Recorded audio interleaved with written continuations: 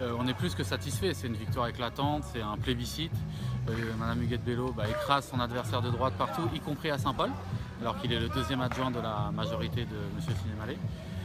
Donc quand on voit les résultats de la majorité de Saint-Paul, déjà on peut se poser des questions sur leur popularité.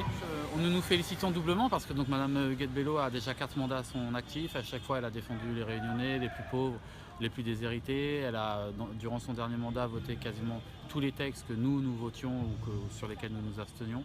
Donc on est sûr que Mme Bello va porter le programme de l'avenir en commun et va défendre les Réunionnais de la même manière que M. Rattenon, qui a fait un véritable exploit, une remontée historique, battre ainsi la droite coloniale un peu dans l'Est de cette manière-là, sans moyens, sans appareil, c'est quelque chose vraiment d'historique. Donc nous félicitons M. Rattenon, moi je félicite Jean-Hugues personnellement et je suis sûr qu'il saura défendre comme il l'a toujours fait le peuple réunionnais et qu'il saura défendre le programme de Jean-Luc Mélenchon et l'avenir en commun face à une majorité qui se dessine, qui va être une majorité antisociale, anti-écologique, une majorité qui va être autoritaire, qui va utiliser des moyens autoritaires. On voit qu'ils veulent déjà mettre dans la Constitution certains aspects de l'état d'urgence.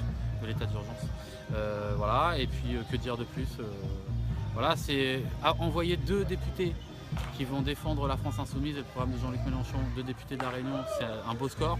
On fait pareil que finalement la majorité présidentielle.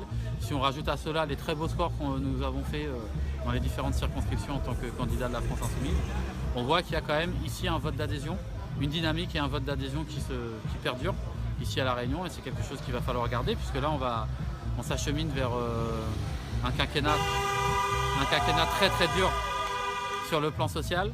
Alors pour l'instant il n'y a pas de résultat définitif puisqu'il y a le décalage horaire, mais en tout cas oui, on a déjà quelques remontées assez positives de camarades de camarades qui sont élus, et notamment des gens qu'on connaît très bien, donc ça fait très plaisir. Et donc les projections d'Ipsos, je crois que nous donnaient à peu près un groupe d'une trentaine de députés, France Insoumise et Parti communiste français. Donc si c'est ça, on aura bien sauvé les meubles dans une 5e République qui concentre tous les pouvoirs et qui donne une prime écrasante au monarque qui vient d'être élu. Donc voilà, si c'est ça, c'est plutôt bon signe, mais bon, pour l'instant c'est plutôt des estimations. On espère évidemment que Jean-Luc Mélenchon sera élu. Et voilà, bon, on verra ça tout à l'heure et puis voilà.